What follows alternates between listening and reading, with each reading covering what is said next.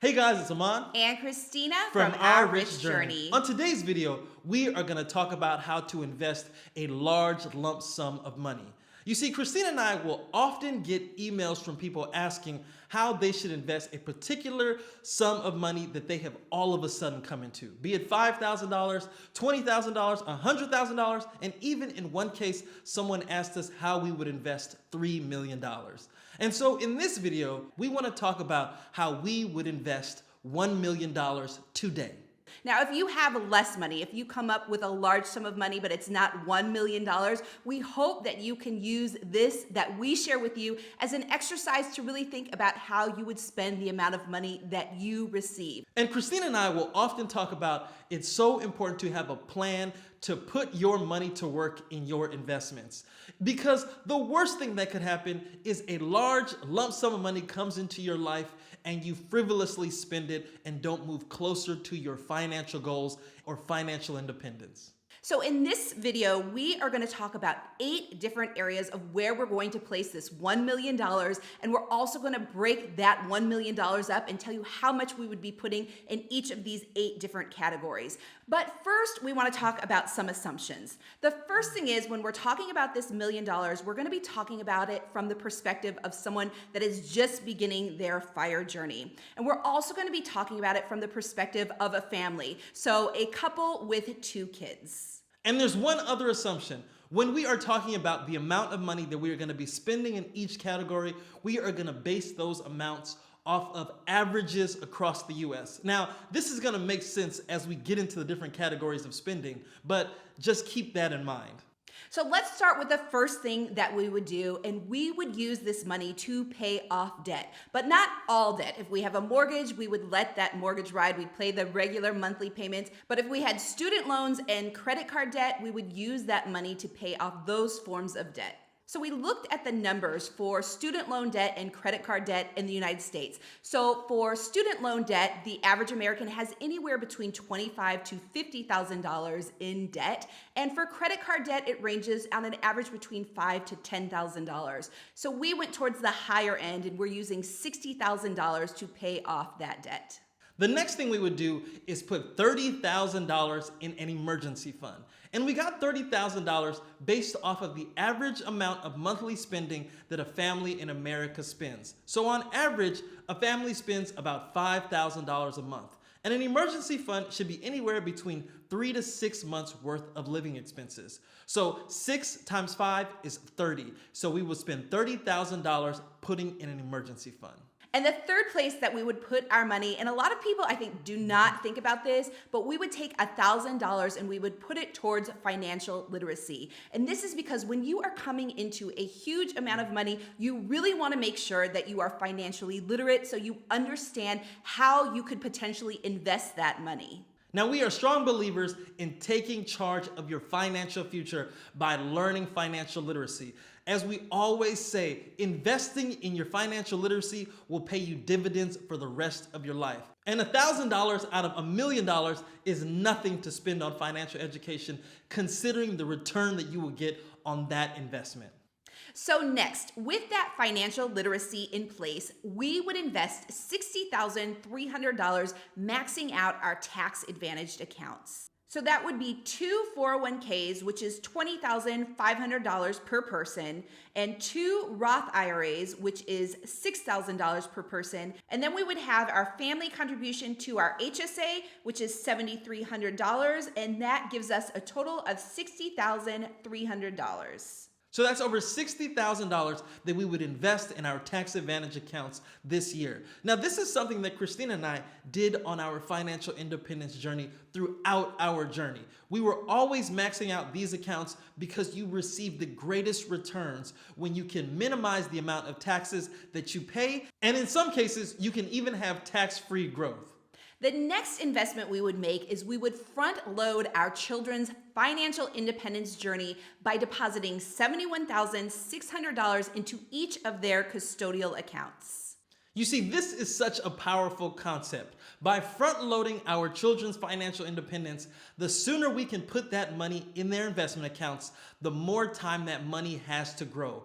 And by investing just $71,000 in their accounts now, that money turns into millions of dollars into the future. For example, after 20 years, that $71,000 turns into over $481,000. But after 40 years, that $71,000 turns into $3.2 million. That's $3.2 million in each one of their accounts before our children are even retirement age. Now, some of you may be wondering why we chose $71,600. It seems like such a specific number. And the reason why we chose that particular number was we looked at the average cost of a home in the United States, and we took 20% of that cost and we put that into their custodial accounts. You see, some of you may want to invest in your children's 529s, but Christina and I have always chose to invest in our children's custodial accounts because of the flexibility that those accounts give your children to spend the money on whatever they see fit. And because we are preparing our children with the financial literacy that will give them the ability to invest properly in the future, we wanted to give them the most freedom with their wealth. And that's why we chose custodial accounts. So they can buy a house, invest in a business, they can even pay for their own education with the money from their custodial accounts. So the next thing that we would do is we would invest $100,000 into a multifamily property. So we looked at properties across the United States, and the average cost of a duplex in the United States is $388,000. But our plan would actually be to live in one of the units and rent out the other unit so that the tenants in the other unit pay for the entire mortgage, which would allow us to house hack and live rent and mortgage free. So instead of using that $388,000 average, we bumped it up a bit to $500,000, and a 20% down payment on that is $100,000, and that's what we would use for this next category in our investment. Now, if anyone is starting out on their financial independence journey, buying a multifamily property is a great way to jumpstart your financial independence journey. Because if you have the ability to house hack, live rent and mortgage free, then that means you have more money to invest towards FIRE. When Christina and I were on our journey, house hacking was a way that we were able to save a significant amount of our money. For over 10 years, we were able to live rent and mortgage free because we did things like this. And that meant that we could save over 30% of our income and invest that for financial independence. This is also a great way to jumpstart your real estate investing career. Because once this house hack gets started, what's stopping you from doing another one and another one after that? Because you're already saving all of this money, and maybe you're getting equity in your home. There's so many different ways to turn this into a daisy chain of events where you're buying more and more properties.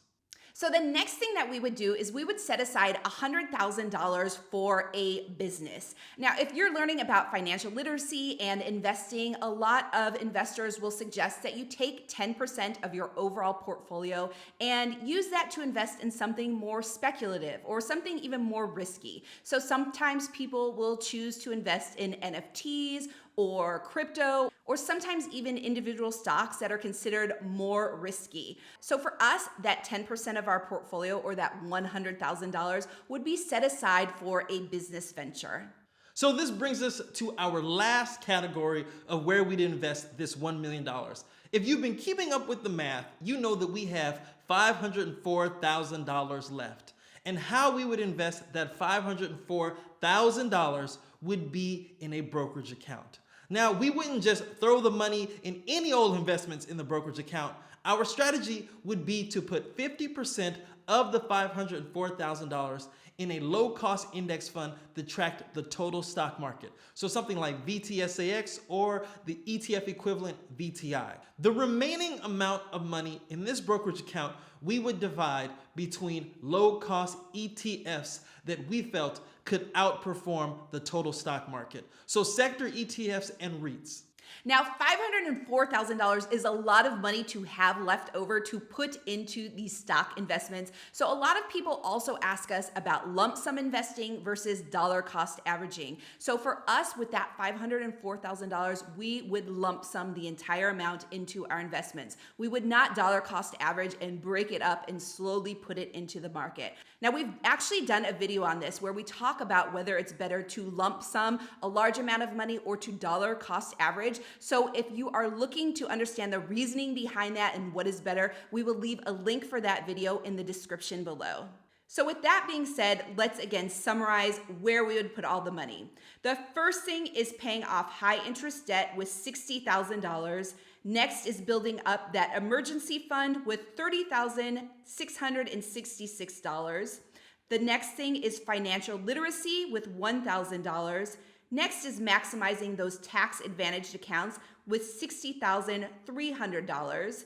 Next is front-loading our children's custodial accounts with a total of $143,200. Next is putting a down payment on that multifamily property with $100,000. Next is setting aside 10% for a business, which would be $100,000. And finally, we would open a brokerage account and deposit $504,834 into total stock market, index funds and ETFs, and then also different sector ETFs and REITs.